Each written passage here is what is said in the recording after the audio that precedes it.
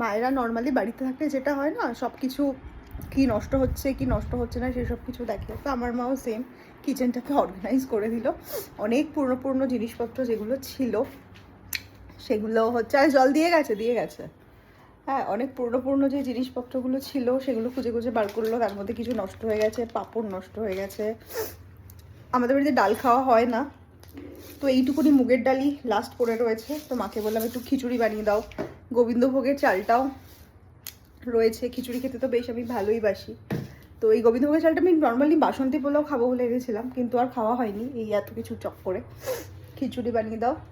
ডালে ভাবছিলাম কি কম হবে, প্লাস এখানে যত তোমার ওই আমার গুঁড়ো মশলার মানে গুঁড়ো না, গোটা মশলার যেগুলো রয়েছে সেগুলো সব অ্যারেঞ্জ করে দিল।